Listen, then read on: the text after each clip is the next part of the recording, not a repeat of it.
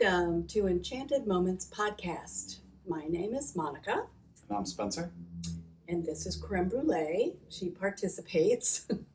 She's our helpful kitty. Yeah. Today we're going to talk about using pendulums. It is a method of divination that has been around for, ever. You see it in art, you see people using it in scrolls all over every ancient civilization. I think my first experience with a pendulum was when I had a friend who was pregnant and they put a needle in the pencil eraser, back when we had pencils with erasers, and held it over her belly, and we were supposed to find out if it was a boy or a girl. First time ever. Mm-hmm. Interestingly enough, you can use anything you want for a pendulum. People use necklaces that have pendants. You can use anything around the house that you put on a cord. It doesn't matter. It's your choice. There are a lot of pendulums from very simple pointy stone. That's always useful. And you can get all the way up to these gigantic, very ornate, with all kinds of things, and very heavy pendulums. My favorite kind of pendulum is a very pointy one. Because if you are going to have small separations on your chart, because we talk about making your own charts, then you don't have to work. If your stone's this big around and you're trying to figure out if you're on this line or this line, I like the pointier ones, just because. Before we start talking about charts and things, every time you use your pendulum in a day, you don't have to ask more than once a day. But if you pick up your pendulum during the day, you always have to ask what is yes, what is no. It'll be good for the whole day, but each day you have to ask. It changes. I don't know why. No one has ever explained it to me, but you just hold it over your receiving hand, which is your non-dominant. So I'm right-handed, so my receiving hand would be my left. And usually it's best if you just loop it over your finger, so you're not really making any control whatsoever. Touch this, and then just ask what's yes. Okay. What is no? Well, you like no better. So it's this way for yes, that way for no. Mine have always been the same. All my yeses, all my nos. That's good. Yes goes like this, no goes like this. If yours goes in a circle, it doesn't mean it doesn't know. It basically means it doesn't matter. Okay? So people go, oh, my pendulum's confused. It won't answer yes or no. Well, what it's telling you is basically it really doesn't matter. Either decision is going to be okay. They're great for yes and no questions. Don't some people's yeses or nos could be circles, right? If you ask yes and it says circle, then that's true. However, if your yes and no is a swing and then it goes in a circle, it doesn't matter. Okay. We're going to talk about using our bodies for pendulums when we're finished doing the actual talk, and then you will know that if you are pushed forward, yes, back, no. But if you don't move at all, doesn't matter. Okay? Now, there's lots of ways to use a pendulum. Published books have charts. You could, and like millions of things you can find out with a pendulum. I believe in starting out simple. So yes and no is the best. You can use it in a grocery store. Is this going to be a good vegetable for me? I don't know, yes or no. You can take it at home and hold your different vitamins, which ones are really supporting my physical health, and then, pick them each up, put it on your solar plexus, and then ask yes or no. That's always a good one. Anything is possible, as long as it's a yes or no question. You can take it, if you're doing spirit ghost investigations, you can ask them questions. It's not your higher self giving the answer. In that case, you're asking the spirit ghost entity to do it for you. If you want to practice how well you're doing, you can go to a cemetery, unless they creep you out. But most of the time, cemeteries are just places for people to go and remember. So stand behind a headstone. You don't know what's on the other side, and ask, is it male? Is it female?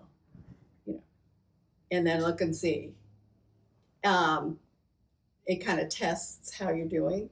And the other thing you can ask is, what the age is. Is it between 30 and 40? Is it between 40 and 50? Is it between 50 and 60? That is a good one. But you can do that, and that way you have a guide, basically, to see how things are going. But the pendulum is accessing your higher self. I was about to ask. Okay, so it's you, but not you. You're not controlling it. Your higher self is giving you the answer, which, now we're finding is pretty much your heart is giving you those answers. And if you don't know where you want your answer from, I would just say, I want my answers from my higher self and my higher heart. And then, ask your questions. It's pretty simplistic, but it is a good method for divination, and it's also gets you more in tune with using your gifts and using your higher self to help guide your life. We should be using that high heart in always. So, if you're asking that particular identity to give you your word of the day or your message of the day, then through the day you can use your pendulum. It's pretty easy peasy because you can stick it in a pocket. You can put it in your purse. You can take it on trips. It's very easy to get around. It's not like you're trying to carry a crystal ball or even dowsing rods. They don't fit nicely into anything. Yeah. I do have a pair I can't find because I moved, and they have their own little pouch and they expand. So they're very handy. I got it from my master teacher in hypnosis, and she uses them to check the chakras before she does the hypnosis. So anyway, this is just easy. Some of them can become necklaces. They can hook and you can wear them around your neck. You can wear them as a bracelet. They're very unique little critters, and lots of them are available. Like I said, you can make your own out of a necklace, whatever is handy. They're not 100% accurate, are they? Nothing's 100% accurate. I just wanted to make sure we put that out there. Well, let's put it this way. It's as accurate as any other method of divination you're going to try. Yeah. The more you practice, the more accurate you get, because it becomes a tool that communicates with your body more easily. I wouldn't use a different pendulum every time. Yeah. I would use the same one as often as possible, and then because you build a relationship with it, just like any other tool you use, like a crystal or oils or whatever. They're your tools, and you build a relationship with them. Pendulums do not have to be stone. I particularly love stone. I also have one that's silver, a little silver pendulum. They come in wood. So you have to, you name it, you can get a pendulum. Find which ones work best for you. And when you're purchasing one, ask the pendulum, do you want to work with me? If it's very energetic, then I would say yes. If it's just kind of dull, then I would try another one There's usually racks of pendulums wherever you buy one. So you can take your time and ask the question. Pendulums have been around for many, many, many, many, many centuries, thousands of years. The original pendulums were designed from an engineering standpoint to run clocks. Mm-hmm. Okay. So in old clocks that you wind, the pendulums sway back and forth, and they're weighted, and it's designed to click certain numbers of minutes in the day for clocks. The other pendulums that have been around are the ones that are perpetual. So if you go to the Smithsonian, there's a perpetual pendulum that swings in a circle in the Natural History Museum. And it's very interesting. And it never stops. It's the way it's weighted in the gravity, whatever, it keeps it moving perpetually. So they were used as tools to run things originally. But we use them to answer questions. So there are a lot of books. This is just one example. Dowsing. It's for beginners, how to. You can also use them to find lost items, leaks, electrical. Most electricians use dowsing rods, but it's just as easy to use a pendulum. If you walk a line and you want to know where it broke, it'll either, it depends on the person, it either swings the whole time and then stops when there's the break, or it doesn't move until you get to the break. Yeah. So you just have to find which it's going to do for you. But you can find water, you can do just about anything with a pendulum. If you need to know where to go on vacation. So this is where you can use pendulum mats. They're embroidered pieces of cloth that say yes, no, maybe, or alphabet letters or whatever. You can use pre-made things. My favorite thing to do is to just take a piece of paper and then draw a line across the bottom. And then if you have, say, 3 choices, where should I go on vacation? And beach at North Carolina, California, Canada, and you just write those on the 3 quadrants. Then ask your pendulum, where is the optimum place for me to take vacation? Because honestly, it really probably wants to believe that all of them are good places to go. So define it. So where would be the optimum vacation spot for me this year? And then just let it go and see. Which car should I buy? You don't have to go to each car and hold it over the car. You can look at cars and then write Mazda, Toyota, Honda, whatever, and then see what the pendulum thinks. I wouldn't buy a car based on your pendulum unless you've been using it for a while and it's really going to be a tool that you're familiar with. Don't do it for the first time.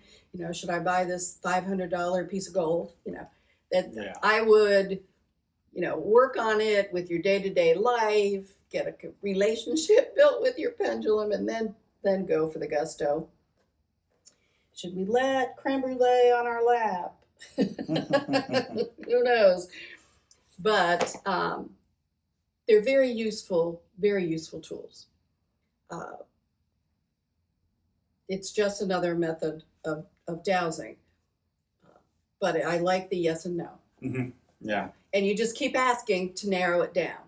So you don't have to get one, you don't have to design a question with 52 parts that are going to get to an answer. You want to start with one thing and then ask another thing on top of that, and then ask another on top of that. And that way you're building on your yes and no's and you're narrowing it down to the lowest denominator, right? So you don't want to make it so complicated that you couldn't answer it if you were, a human being, let alone a pendulum. So start out small, questions about vitamins, what should I have for dinner, and put 3 things down if you really can't decide, or, whatever, and see what your answers, you're going to get a pattern. Mhm. I mean, so you'll know pretty much whether you're doing it or you're letting your higher self do it. I had a question this morning. Kara said she was working with her pendulum, and she said, how do I know that it's not my mind controlling it? Mhm. Because you can. If you sit here and go, I want you to move right to left, it'll go right to left. Here's what you do. You're using the pendulum, first of all, it's weighted, so you do not have to hold it like this. So most pendulums, you can just loop around. You can actually tie it around your finger if you really want to do that. Make sure you have one that's not on a little short chain or cord or ribbon or whatever. When you're asking, first of all, define that you want your higher self to answer the question. So I want all my answers to come from my higher self. Mhm. While you're doing it and asking the question, after you ask the question, touch your heart. You're taking the focus from your brain and you're moving it. So you're allowing a disengagement from thinking. So I want my higher self to tell me what yes is. And take a little breath, and there you go. So it's taking you out of your head Yeah. and moving you to something else. That is I think that's the best way. If you find other ways, whatever works for you is hunky-dory. There's no rules. I feel like you also need to kind of be removed from, like, if you're looking for an answer. Well, you're always going to be looking for an answer. You know what I mean? Yeah. But if you really want to go to Florida, don't bother asking. Right. Because honestly, you've already made your decision.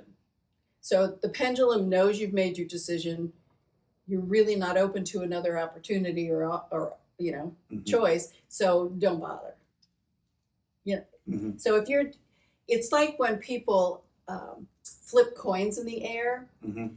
Okay, heads is yes, heads. You're gonna think, oh, I hope it's heads Mhm. before it hits the ground. You know that's the one you want anyway. Honestly, I use that as a strategy. Yeah. It's a good one Mhm. because it tricks your brain into giving you the answer that should I get an Xbox One or a PS2 or 5 or 20 or whatever they have now, and you can't make up your mind because this one has a better processor, this one has more options, yada yada yada. You throw that coin in the air and you're going to go, oh my God, I hope it's this. Yeah. And so that's the one you get. That's your brain and your higher self your higher self probably doesn't care which one you get if you're just going to game with it. But still, if you want what the best choice for you is, your higher self knows what the best choice is. But if you're flipping a coin in the air and you know you want that to be tails, that's the one you should be doing. You can do that with anything. It doesn't have to be, that complicated. Yeah. PS2, Xbox. There's a lot of different variables. Yeah. But yeah, it's a good, easy peasy way to get answers from your higher self without a lot of trouble. I hear you. The neatest thing I ever learned is to use your body as a pendulum. Mm-hmm. Several of us, including Robin, and we would go out to Sedona once a year to the Free Soul Conference. Mm-hmm. Pete Sanders does develop Free Soul. He's a brain scientist, was supposed to go to medical school, and instead he had all these really amazing theories that he had of how the brain works and operates in a spiritual basis. And he joined the Navy, not as an officer. He could have been, as he came out of MIT brain science.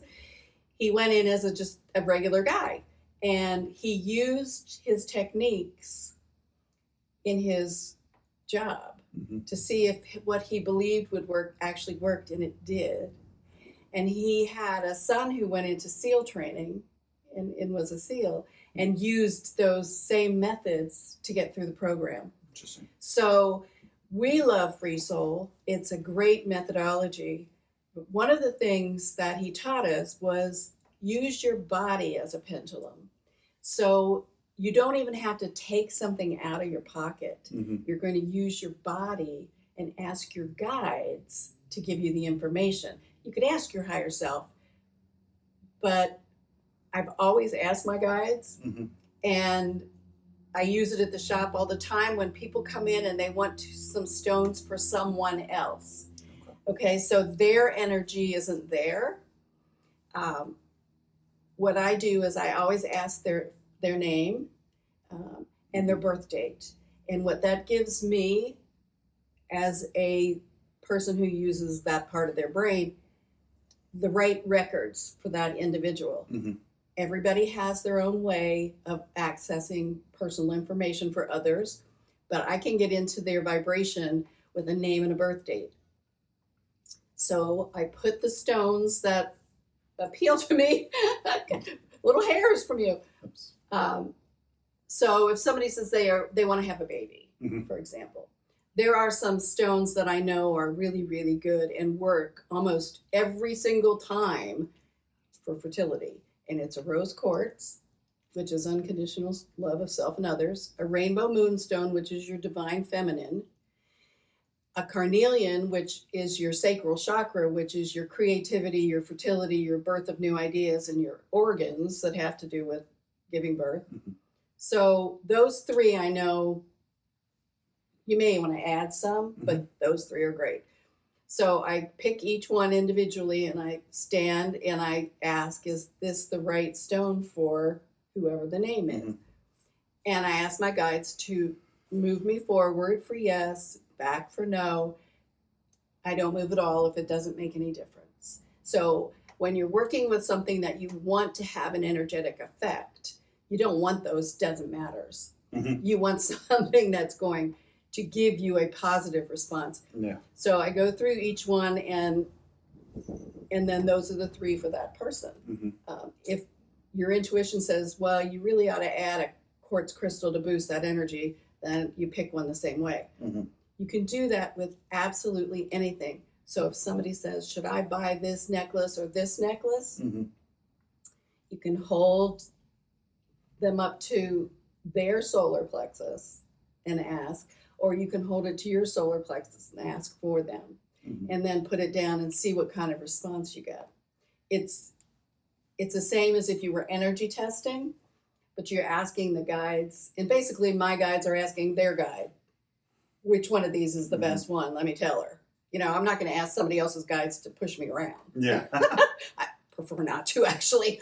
So that's how it works. Now I'm going to show you how it works because it's really, really simple. It takes a little practice, but I'll stand this way so you can see movement. You want your feet balanced with your shoulders so that you're not falling over one way or the other. For me, that's true. And then you ask a question. So I should say, somebody's name and birth date. Let's see. Okay. We'll say Jared. What do I need to ask Jared a specific question? I'm not going to give you the information. Okay. So I'd say, okay. Okay, my guides are moving me forward. So yes, I'm going to go do that. If you move backwards, and it's not a huge movement. Okay, it could be very gentle. It's not like throwing you to the floor, body slamming. It's just a very easy movement, and you just have to allow yourself to think about it, because otherwise, you know, if it's busy or noisy, okay. But you can do this in a doctor's office. You can do it in a grocery store. You can do it when you're going to go get a reading. Should I get a palm reading or a tarot mediumship reading today? And just allow your body to tell you, because it is accessing your higher self, because your guides are allowing you to do that. But if you don't want your guides to help you and you just want to use your body just like you would use your pendulum, then you ask for your higher self, and then okay, that works just as well. But Nobody knows you're doing it. Mm-hmm. It's a really simple way of getting information Mm-hmm. and utilizing our gifts, working with those parts of our mind and our heart that need that exercise. Okay, that's why we say ask every day, what's my message for the day? Doing your breathing and allowing you to get that information every single day, because the more you use it, you don't even have to ask. After a while, you're just going to have that information at your fingertips no matter what. Okay? Because once you get into the groove of doing it regularly and acting on it, then you're getting a constant flow of information from your higher self, from the unified field, from, whatever you need it from. And you don't have to go through asking something, getting a tool, finding the time. It's just going to continually flow for you. So that is the best thing to do, is to practice all these little things, so that you don't have to even do that anymore. Yeah. At some point, you're connected. And once you're connected, you don't need to have anything in between you and universal information. Okay? Yeah. So that's pretty cool. You have to start small, especially if this is something you don't do normally. Start with something that you feel comfortable with. So if pendulums feel comfortable for you, yay. If doing breath work, like we've explained, is good for you, then do that and check with your heart. If you want to use a dowsing rod, if you want to use crystal balls, if you want to use a candle and a mirror, whatever comes more naturally for you, start there and then work with other tools. You're going to find that every one of them doesn't work great for you. Crystal balls don't work really well for me. Shaman stones do, but a clear quartz crystal, it's not my thing. I do better with a mirror and a candle off to the side in a dark room. And then things come. But that's what works better for me. So, you need to just read a book on divination or go talk to somebody here and say, what are some things I can try? And we're more than happy to give you all kinds of tools and toys that you can try. And a lot of them, you don't have to. I would not buy an expensive tool until you have worked with something similar to know if it works for you. Scrying mirrors, especially those made out of actual obsidian, are really expensive. If you can't make a mirror and a candle in a dark room work, that scrying mirror is not going to work for you either. So don't put all that into an investment. The other thing you can try is get a reflective bowl of some kind. So don't get a dark, you can either try it one way or the other. Either really reflective and put water in it, same thing, darker room, candle off to the side, focus on the bowl. If water works for you, yay. Scrying mirror might work. Crystal ball might work. You just try things. I would say if you really, really, really, really, really want to spend the money to have a crystal ball, you want that ball anyway.